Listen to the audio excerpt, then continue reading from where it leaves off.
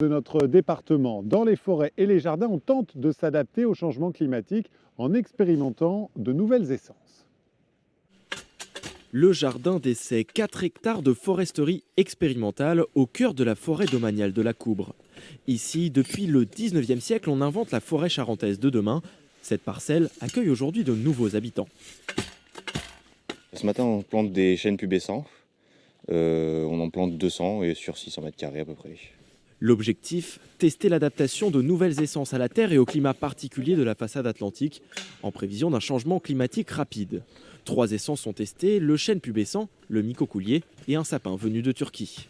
C'est des essences qui ont déjà fait leurs preuves dans d'autres régions, donc surtout les régions méditerranéennes. Donc là actuellement, on se dirige vers un climat méditerranéen. Donc il n'y a pas de raison spécifique pour que ces essences-là ne poussent pas actuellement, ces 3 essences qu'on essaie d'introduire. Surtout qu'elles sont bien adaptées à ce type de climat et de sol. Donc théoriquement, ça devrait bien se passer.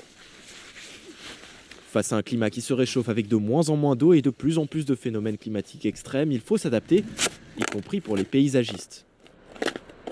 On recouvre la terre de copeaux, d'une épaisseur de copeaux entre 5 et 10 cm, qui va, lui, au fur et à mesure du temps, va se décomposer, créer de l'humus et puis vraiment pouvoir garder l'humidité par les fortes températures. Pour décorer les jardins, ce paysagiste propose de plus en plus d'essences plus sobres et résistantes.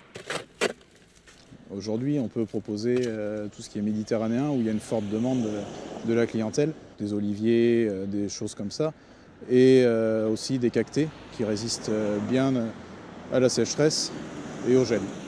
Beaucoup plus qu'en forêt, à l'avenir, les jardins vont devoir s'adapter, surtout en Charente-Maritime, où le déficit hydrique s'accentue d'année en année.